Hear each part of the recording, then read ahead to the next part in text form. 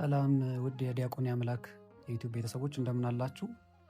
በቅርቡ ወንድማችን ሐዋርያት ክቡራን የሚል ዝማሬ አቅርቦልናል። ስለሱ ዝማሬ ስለ ስነ ግጥሙ ትንሽ የምንባባለው ነገር ይኖራል። አብራችሁን ቆዩ። አርድእት ቅዱሳን ሐዋርያት ክቡራን። መዝሙሩን ሲጀምር ወንድማችን ሐዋርያትን 5 ስያሜ ሰጥቶ ይጀምራል። እኔ ቅዱስ እንደሆንኩ ቅዱሳን ሁኑ ብሎ ክርስቶስ እንደነገራቸው ዘመናችሁን በሙሉ በቅድስና የኑሩ ናቸውና ቅዱሳን ይላቸዋል። ዓለምን ደግሞ ለማስተማር ወንጌል ብሪት የሆነች ወንጌልን በየዓለሙ ተበትነው አስተምረዋልና ብርሃናት ዓለም ይላቸዋል። ክርስቶስን ስለመሰሉና በቅድስናም ስለኖሩ ቅዱሳን ይላቸዋል። ዕጣ በዕጣ ተባብለው ደግሞ 12ቱ ተከፋፍለው ዓለማትንም ስለማስተማራቸው መምህራን ይላቸዋል። ዝማሬውን ሲጀምር ለዚህ ነው አርድእት ቅዱሳን ሐዋርያት ክቡራን ብርሃናት ዓለም 12ቱ መምህራን በማለት የሚጀምር። አርድእት ቅዱሳን ሐዋርያት ክቡራን። እንግዲህ ይህንን ዝማሬ ስንመለከት አጠቃላይ ወደ 4 ዘማቾች ያሉት ነው።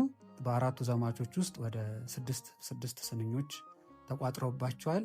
እነዚህ ስንኞች ደግሞ 3 ሐዋርያትን የያዙ ናቸው። እያንዳንዱን እየገባን የትኛውን ሐዋርያት ስለ የትኛው ታሪኩ እንደተረከ ደግሞ በዝርዝር የምንመለከት ይሆናል። አርድእት ቅዱሳን ሐዋርያት ክቡራን። እንግዲህ በዘማች አንዱ ላይ ለማንሳት የሞከረው ደራሲው 3ቱን አዕማደ ሐዋርያት ወይም የሚስጥር ሐዋርያት የሚባሉትን ነው።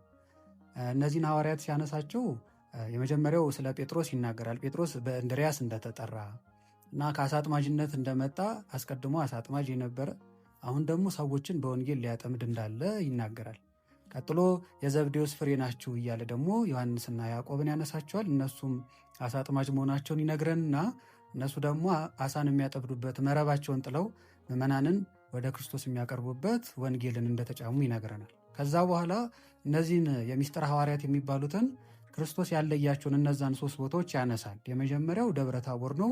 ለሙሴና ኤልያስ ከብሔረ ሕያዋንና ከሙታን ይዟቸው ሲመጣ 3ቱ ሐዋርያት በደብረ ታቦር ክብሩን ሲገልጽ እንደነበሩ ይነግረናል። ኋላ ከኢያኢሮስ ቤት ደግሞ የኢያኢሮስን ልጅ ጣቢታን ከሞት ሲያስነሳት ያልተለዩ እነዚህ 3 ሐዋርያት መሆኑን ይነግረናል። በጌቴሴማኒ ጸሎት ሲያደርግ አብሮት እንዳልተለዩ ይነግረንና አዕማደ ሐዋርያት ጴጥሮስ፣ ያዕቆብ ወዮሐንስ እያለ የሚሄድ ነው። ይህንን ሲገልጽ ነው ደብረ ታቦር ክብሩን ሲገልጽ ምስለ ሙሴ ወኤልያስ መድን ጌታ ታምር ሲያደርግ ከቤተ ኢያኢሮስ፣ ጌቴሴማን ሚስጥር ሲገልጽ ያለያቸውም ሲፈውስ አዕማደ ሐዋርያት ጴጥሮስ፣ ያዕቆብ ወዮሐንስ ሲል የምንሰማው እና በዘማች አንድ ላይ የጠቀሳቸው እነዚህ 3ቱ ሐዋርያት አዕማደ ሐዋርያት ወይም የሚስጥር ሐዋርያት በመባል የሚታወቁትን። አርድእት ቅዱሳን ሐዋርያት ክቡራን። በዘማች 2 ላይ ለአገልግሎት ቀድሞ የተጠራ ከሁሉ ሐዋርያት ቀድሞ የተጠራ እንድርያስን ያነሳል። እንድርያስን ሲያነሳው ታዲያ አገልግሎቱን ብቻ የጀመረ ስላልሆነ አገልግሎቱንም ደግሞ እስከ መስቀል ታምኖ የፈጸመ ስለሆነ እስከ መስቀል የታገሰ መሆኑን ነግሮን እንድርያስ ከአገልግሎት መጀመሪያ የተጠራ የዮሐንስ መጥምቅ ደቀ መዝሙር እንደሆነ ይነግረንና ደራሲው ደግሞ ጀማሪ ብቻ ሳይሆን ደግሞ አገልግሎቱን እስከ ሞት ለዞም በሞተ መስቀል እስኪሞት ድረስ የጸና ሐዋርያ መሆኑን ይነግረናል። ከዛ በመቀጠል አብን አሳየንና ይበቃናል ያለ በዮሐንስ ወንጌል ምዕራፍ 14 ላይ ያለውን ያን ታሪክ ያነሳና አብን አሳየንና ይበቃናል ብለው ክርስቶስ ለሱ ሲመልስ እኔን ያየ አብን ያየ እያለ ያብራራበትን ያንን ደራሲው ሚስጥረ ሥላሴን ሐዋርያት ተማሩ አብን አሳየን በሚል ጥያቄ እና ይህን ጥያቄ ደግሞ የጠየቀው ፊልጶስ ስለሆነ በፊልጶስ ጥያቄ ሐዋርያት ሚስጥረ ሥላሴን ተማሩ ሲል ሚስጥረ ሥላሴን የመለኮት ክብሩ በፊልጶስ ጥያቄ ነው ሐዋርያት የተማሩ ሲል እንሰማዋል። በመጨረሻም በዚህ ዘማች በሁለተኛው ዘማች የመጨረሻ ስንኞቹ ላይ 2ቱ ስንኞች ላይ ደግሞ ሐዋርያው በርተሎሜዎስን ያነሳል። በርተሎሜዎስ እንደ ጌታ በ30 ብር እንደተሸጠ። በርተሎሜዎስ እንግዲህ ዕጣ ሲደርሰው የደረሰው አልዋ የምትባል ሀገር ነው። አልዋን ስለማያውቃት ቅዱስ ጴጥሮስ ከመንገድ ዳር ቆሞ ወደ ኢየሩሳሌም ለንግድ የመጡ ነጋዴያንን ወደ አልዋ ሲመለሱ እየጠየቁ በርተሎሜዎስ ወደዛ ሀገር እንዲገባ ይፈልጉ ነበረ። የመጀመሪያው ነጋዴ ማን እንደሆኑ ሲነግሩት ሰምቶ እናንተማ ሀገራችን ከገባችሁ በድንግልና መኖርን ስለምትሰብኩ ሚስቴ ደግሞ ስብከታችሁን ሰምታ ትታኝ ትሄዳለች እና ይዣችሁ አልሄድም ብሏቸዋል።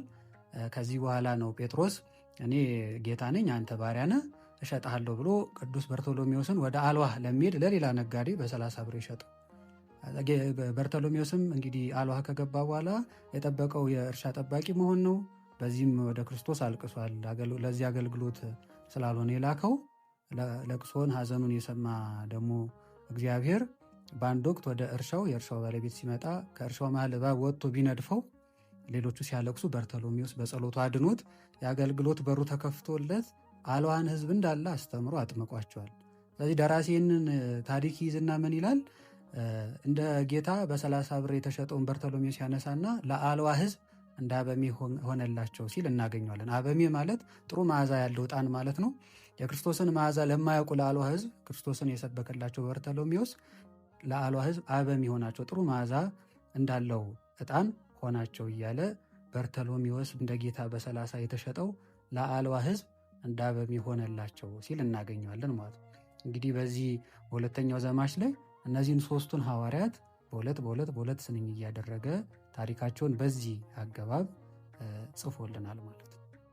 አርድእት ቅዱሳን ሐዋርያት ክቡራን።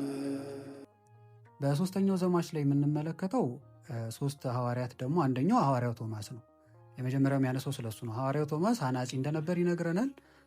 የህንድ ንጉሥ የነበረው ጎልድፓረስም በኢየሩሳሌም የተሰራውን የሰሎሞን ቤተመንግስት አሰራር እየሰማ በጣም ይቀና ስለነበረ ቤተ መንግስት የሚሰራልኝ ከኢየሩሳሌም ከሰማችሁ ይዛችሁልኝ ኑ ብሎ ወደዛ የሚሄዱትን ነጋዴያን ይልካቸው ነበረ። ቶማስም ህንድ ገብቶ የሚያስተምርበትን መንገድ ይፈልግ ስለነበር ከነዚህ ነጋዴያን ጋር ተገናኝቶ ከንጉሱ ጋር ተገናኝቷል። ንጉሱም ቤተ መንግስት እንዲሰራለት ቦታ ሳይቶታል። ቶማስም ብር እየተቀበለ ነዳያን እየመጸወተ በመንግስተ ሰማያት እንዴት ቤት ማነጽ እንደሚቻል አስተምሮናል። የምጽዋትን ትልቅነትን በዚህ አስተምሮናል። ኋላ ቶማስ ደግሞ ያረፈው በኡር ነው። ኡር ደግሞ በዮሐንስ ወንጌል ምዕራፍ 12 ላይ እንድሪያስ ወደ ክርስቶስ ያመጣቸው ግሪካውያን እንዳሉ ይናገራል። ግን እነዛ ግሪካውያን ደግሞ ማን እንደሆኑ በመጽሐፍ ቅዱስ አያትትም። የቤተክርስቲያን ታሪክ ግን እነዛ ግሪካውያን ማለት አብጋር ኡካማ የሚባል የኡር ንጉሠ ነገሥት የላካቸው ናቸው። አብጋር ማለት በእኛ እንደ ጃንሆይ እንደማለት ነው እና ያ ንጉሥ የላካቸው ነው ይላሉ። እና የአብጋር በአንድ ወቅት ታሞ ለክርስቶስ የጻፈው ደብዳቤ አለ እና እነሱ ግሪኮቹ የመጡበት ያ ምክንያቱም ያ ነው ይላሉ የቤተክርስቲያን ታሪክ ጸሐፊያኖች። እና ስለ ጻፈው ደብዳቤ ሲናገሩ እንዲህ ይላል። አብጋር የጻፈው ደብዳቤ ተላከ ከአብጋር ኡካማ ለእውነተኛው መድን ለኢየሱስ ክርስቶስ በኢየሩሳሌም ለተገለጥከው ሰላም ላንተ ይሁን። ስር ሳትምስ ቅጠል ሳትበጥስ ስለምታደርገው የማዳን ሥራ ስለ አንተ ዝና ሰምቻለሁ። እንደነገሩኝ ከሆነ እውሩን ታበራለህ፣ ሽባውን ትተረትራለህ። ይህን ስሰማ ወደ እኔ መጥተህ ከዚህ ከሚያሰቃየኝ የደዌ ዳኛ የአልጋ ቁራኛ ትገላግለኝ ዘንድ እለምናለሁ። ይህንንም ደብዳቤ ልኬልሃለሁ። አይሁድ በአንተ ላይ እንደተነሳሱብህ ሰምቻለሁ፣ ሊገድሉህም ይፈልጋሉ አሉ። ምንም እንኳን ከተማዬ ጠባብ ብትሆንም ውብ ናት፣ ለእኔና ለአንተም ትበቃናለችና ወደ እኔ ና ብሎ መልእክት ጽፎለት ነበር። ይህንን መልእክቱን የሰማ መድኃኔ ዓለም ኢየሱስ ክርስቶስ እሱ እንደማይችል ኋላ ግን ደቀ መዛሙርቱ ወደ እሱ ሄደው እንደሚያድኑት ተናግሯል። እና ቶማስም ወደ ምስራቅ በሄደ ጊዜ እሱ ባይሆንም ከ12ቱ አርድእት የሆነ ለቶማስ አገልጋዩ የነበረ ታዲዮስን ወደ እሱ ልኮታል። አብጋር ኡካማ ደግሞ ከደዌው ድኖ ታዲዮስ ፈውሶት የኡር ሕዝቦች እንዳለ በክርስቶስ አምነዋል። እንዲሁም በምስራቅ እስያ የመጀመሪያ ቤተክርስቲያን የተቋቋመችው በኡር ነው። እና ይህንን ታሪክ ይዞ ይህ ደራሲ ኋላ ቶማስ ካረፈ በኋላ አጥንቱን ወደ እሱ አፍልሰውት ኡር አርፏል ማለት ነው። እና ደራሲው በግጥሙ እነዚህ ሁላ ታሪኮች ሲጨምቅ ምን አለ? በሰማይ ቤትን ሰሪ ምጽዋትን ሲያስተምር ቶማስ ሐናጺ ነው እረፍቱ በኡር እያለ ሲናገር እንሰማዋለን። አርድእት ቅዱሳን ሐዋርያት ክቡራን። በዚህ ዘማች ላይ በሁለተኛነት የሚያነሳው ደግሞ ያዕቆብ ወልደ አልፌዎስን ነው። ያዕቆብ ወልደ እልፍዮስን ሲያነሳ ከብእሲተ አሞኒዮስ ጋር ያነሳታል እና ብእሲተ አሞኒዮስ የምትባለው ቴሮብስጣ የምትባል እናት ነች። እንግዲህ ከአሞኒዮስ ጋር ከተጋቡ 20 ዓመት ሆኗቸው ግን ልጅ አላገኙም ነበር። ወደ ያዕቆብ መታ እባክህ ልጅን እንዲሰጠን ጸልይልን ብለው ያዕቆብ ጸልዮላቸው በዓመታቸው ልጅ አግኝተዋል። እሷም ወደ ያዕቆብ ከወለደች በኋላ ያዕቆብ ጋር ወስዳ አስባርከዋለች እና ይህን ሲሰማ አሞኒዮስ እንደውም ለንጉሥ ከሶ አስፈርዶበታል እና ያዕቆብን የጸሎት ኃይል ልጅ ያልነበራቸውን 20 ዓመት ልጅ ያልነበራትን ደግሞ ብእሲተ አሞኒዮስ በጸሎቱ ልጅ እንድታገኝ እንዳደረገ ይጠቅሳል። ስለዚህ ለብእሲተ አሞኒዮስ ልጅን እንድታገኝ ያደረጋት ያዕቆብ ወልደ እልፍዮስ በጸሎቱ ነው እያለ ሲናገር ይህን ደራሲ እንሰማዋል። በዚሁ ዘማች ላይ በሶስተኛነት የሚያነሳው ደግሞ ስሙም ግብሩም አገልግሎቱም የተቀየረለትን ማቴዎስን ነው። ማቴዎስ አስቀድሞ ስሙ ሌዊ ነበር፣ ግብሩ ቀራጭነት ነበረ እና ገንዘብ ሰብሳቢ ነበር እና ይህ ሰው ለአገልግሎት ከተጠራ በኋላ ደግሞ ስሙ ማቴዎስ ሆነ፣ አገልግሎቱ ማስተማር ሐዋርያዊነት ሆነ፣ የሚሰበስበው ደግሞ ፍሬ ሕይወት ሆነ እያለ ይህ ደራሲ ይነግረናል። ስለዚህ አስቀድሞ ግብር ይሰበስብ የነበረ ማቴዎስ አሁን አገልግሎቱ ተቀይሮ ፍሬ ሕይወትን ይሰበስብ ጀመረ። ማቴ ወልደ ዲቁ ይለዋል። ደግሞ ወልደ ዲቁ ማለት ደግሞ የእልፍዮስ ልጅ እንደማለት ነው። የእልፍዮስ ሌላኛው ስሙ ዲቁ ስለሆነ ስለዚህ ማቴ ወልደ ዲቁ ፍሬ ሕይወት ይሰበስብ ጀመር እያለ ሲያመሰግን እንሰማዋለን። አርድእት ቅዱሳን ሐዋርያት ክቡራን። በአራተኛውና በመጨረሻው ዘማቹ ላይ ደግሞ የሚያነሳቸው የመጨረሾቹ 3 ሐዋርያት አሉ። ሲጀምር ስለ ታዲዮስ ያነሳል እና ታዲዮስን ሲያነሳ ስለሰራችው 3 ገቢረ ተአምራት ያነሳል። ታዲዮስ በእርግጥ አንደኛው ከጴጥሮስ ጋር የሰራው ገቢረ ተአምር። ታዲዮስ የደረሰው ለማስተማር ሶሪያ ነው እና ሶሪያ ከተማው ሳይደርሱ በፊት ከከተማው በር ላይ አንድ ገበሬ አግኝተው እባክህ ምግብ ስጠን ቢሉት ምግብ ሊያመጣ ወደ ቤቱ ሲሄድ አራሽ ነበርና ታዲዮስ እያረሰ ጴጥሮስ ደግሞ እየዘራ እርሻውን አርሰውለታል እና እነሱ ያረሱትና የዘሩት በአንድ ቀን በቅሎ አፍርቷል። ስለዚህ ይህንን ተአምራት ይነግረናል ይህ ደራሲ። ዕለቱን ዘርቶ የሚያበቅል ታዲዮስ ሐራሲ ሲል እናገኘዋለን። ያ ብቻ አይደለም። ይህንን ተአምራቱን ደግሞ የሰሙ የከተማ ሰዎች እነዚህ ይሄኔ ከ12ቱ አስማተኞች አንዱ ስለሚሆን እነሱ ደግሞ ዘማ ስለሚጠሉ ከከተማችን በር ላይ ዘማ እናስቀምጥበትና እንዳይመጣ እናድርገው ብለው ተነጋግረው ነበር እና ራቁቷን ዘማ ከከተማ በር ብትጠብቀው ታዲዮስን በአየር ሰቅሏት ከተማ ገብቶ አስተምሮ ሲወጣ በኋላ ከአየር ላይ አውርዷት አስተምሯት ሕይወቷን ቀይሮላታል። አጥምቋት ክርስትና እንድትቀበል አድርጓታል እና ይህንንም ሲያነሳ ዘማዋን ፈዋሲ ይላል ደራሲው። በመጨረሻም ሲያስተምራቸው ደግሞ ጥያቄ ጠይቀውት ነበረ። ባለጸጋ ወደ መንግሥተ ሰማያት ከሚገባ ግመል በመርፌ ቀዳዳ ብትሾልክ ይቀላል እያለ ሲያስተምር ሰምተውት እንግዲህ እንደዛ ካልክ ይኸው ግመሎች ከነ ሸክማቸው አሉ አሳልፍ አሳየን ብለውት በመርፌ ቀዳዳ ግመልን አሾልኮ አሳይቷቸዋል። እንግዲህ እነዚህ 3ቱን ተአምራት በአንድ ጠቅልሎ ነው ደራሲው ግመልን በመርፌ ያሳለፈ ዘማዋን ፈዋሲ ዕለቱን ዘርቶ የሚያበቅል ታዲዮስ ሐራሲ ሲል የምናገኘው። ከዛም ይቀጥልና ናትናኤልን ያነሳል። ናትናኤል ናዝራዊ ሆኖ ከናዝሬት መልካም ነገር ይገኛልን ያለ ሐዋርያ ነው። ክርስቶስም ስለሱ በጎም ነገር መጥፎ ነገርም ተናግሮበታል። ይህ ደራሲ ግን መጥፎ የተናገረውን ነገር ሳይሆን በጎ የተናገረለትን ነገር ብቻ ያነሳል። ከእስራኤል ንጹሕ ልብ ያለው ናትናኤል እንደሆነ የመሰከረለትን ያን ቃል ያነሳና እንዲህ ስላለውና የታቀኛለህ ሲለው ከበለስ ስር አይቻለሁ ስላለው እንደሚያውቀው ቢነግረው ናትናኤል ናዝራዊው ተከተለው ናዝራዊውን እያለ ኢየሱስ ናዝራዊ የተባለውን መድኃኔዓለም ኢየሱስ ክርስቶስን ናትናኤል ናዝራዊው እንደተከተለው ይናገራል።